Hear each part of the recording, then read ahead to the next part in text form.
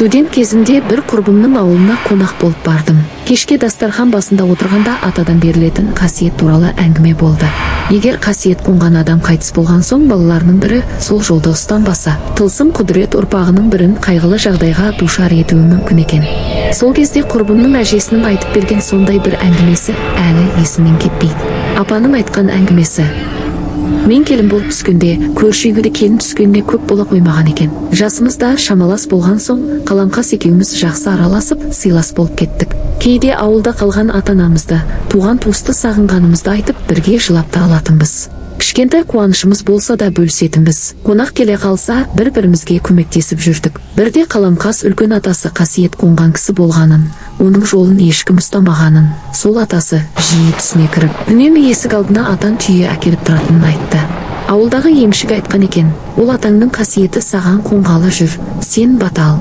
Егер бетін қайтарсаң, зияны тиюі мүмкін депті. Бойымда ешқандай қасиет жоқ, мен қалай баталам деді. Сен немересің ғой, өз балалары тұрғанда саған келмейтін шығар деп мен оны жұбатқан болдым. Бір жылға жетпей менде Қаламқаста бала көтердік. Оның мезгілі менен 2 айға кеш болатын. Екеуміздің басымыз қосыла қалса, бойымыздағы өзгерісті айтамыз. Қуанышымызда шек жоқ. Ана болудың қандай керемет сезім екенін сонда ғана білдік қой. Ай күнім жетіп, мен қыз босандым. Қызым 40-нан шықпаған соң мен үйден ұзап шықпаймын. Сондықтан қолы босаған кезде Қаламқас маған келіп тұрды. Бір күні жүзінің жабырқау екенін байқадым. Не болғанын сұрап едім. Түн болса, іштегі балам кеудемді тырмалап, бір дауыс шығаратын секілді. Таң ағарғанша ұйқы бермейді деді. Мен оған не деп айтарымды білмей, емшіге көрінсейші деп кеңес бердім. Бір күні Қаламқас босанғалы жатыр деп енемді шақырып кетті. Бірақ оның босанатын уақыты жеткен жоқ еді. Шала туған ғой деп мезгілінен ерте босанғанын жамандыққа жорымадым. Бірақ бір күдік іштей мазалады. Не жағдай болғанын білмей дегбірім қашты. Кеш болды. Түс ауа кеткен енем де келмей қойды. Кеш қарая енем де келді ау, әйтеуір. Бас салып сұрауға қымсындым. Өзі де ештеңе дей қоймады. Кешкі астан кейін шай ішіп отырғанда әңгіменің өзін бастап: Қаламқас ұл тапты ма, қыз ба деп сұрадым. Енем әркездегідей сабырлы мінезімен сәл үнсіз отырды да, айтарға тілім бармайды деді. Шыдай алмай тыныштық па деп сұрадым. Құдай басқа бермесін, аяқ қолының тырнақтары сояудай. Бір адам деп айтуға келмейтін бірдеңе өлі туылды деді. Содан кейін Қаламқас біраз уақытқа дейін үйінен шықпай қойды. Бір күні енемнен қызымды алып Қаламқасқа барып келейін деп сұрадым. Енем өзің барып көңілін аулап қайт. Сенің балаңды көрсе көңілі бұзылар деді. Енемнің ақылын тыңдап өзім бардым. Қаламқас мені құшақтап ұзақ жылады. Оған қосылып мен де жыладым. Әлден уақытта жылағанын тоқтатып қызым жайлы сұрады. Қылықтарын айтып едім, ол да мәз болып көңілденді. Қайтарда мен баладан шыға алмаймын, сен келіп тұрсайшы дедім. Ертесіне ақ ол үйге келді. Содан кейін жиі келіп қызымды ойнатып кетіп жүрді. Көп ұзамай Қаламқас қуанышты хабармен келді. Тағы аяғы ауыр екен. Бала көтеру ана үшін қандай қуаныш екенін тек ана ғана түсіне алады. Қаламқас үшін қатты қуандым. Алладан аман есен аяқ қолын бауырына алып, сәбиін бауырына басса екен деп тіледім. Ай күні жеткенде Қаламқас қыз тапты. Ауыл болып шілдехана тойын өткіздік. Қаламқастың қызы әлі 40-нан шықпаған соң мен барып тұрдым. Өзімше білгенімді үйретем. Бір күні Қаламқас бала қаншайлығында сықылықтап күледі деп сұрады. Ойымда ештеңе жоқ, 3-4 айда шығар дедім.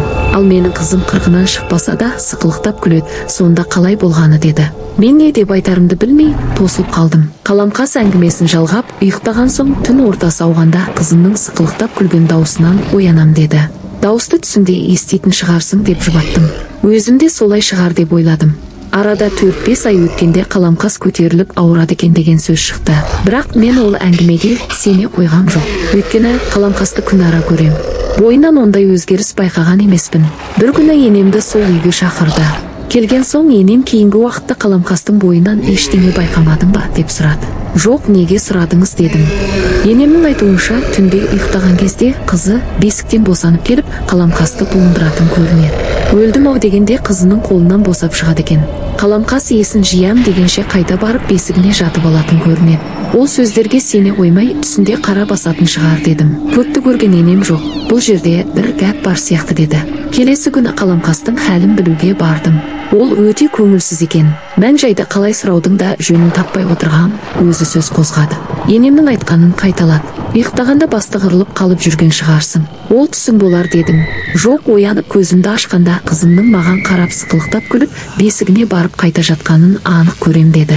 Мен не айтарға білмедім. Екеуміздің құшақтасып жылауға ғана шамамыз жетті. Көп ұзамай Қаламқас қайтыс болды деген суық хабарды естігенде есімнен тана жаздадым. Кейін білдік, бесіктің қолбауына буынып өліпті. Қаламқастың өлімін әркім әр саққа жүгіртті. Күйеуі буындырып өлтіріпті дегенде сөз шықты. Өйткені ешкімде бесіктегі қызы буындырып өлтіріпті дегенге сенген жоқ. Қаламқастың қызы туралы айтқанын білсем де, мен де ол кезде сене алмаған едім, деп апа әңгімесін аяқтаған еді. Апаның пайымдауынша Қаламқастың өліміне атадан келе жатқан тылсым қасиет себеп болған болуы ықтимал. Егер түсінде аян берсе, бойында қасиет болмаса да баталған жөн. Баталған соң атаның қасиеті ақырын бойға дариды екен. Кім білсін, бәлкім бұл сөзде де бір шындық бар шығар.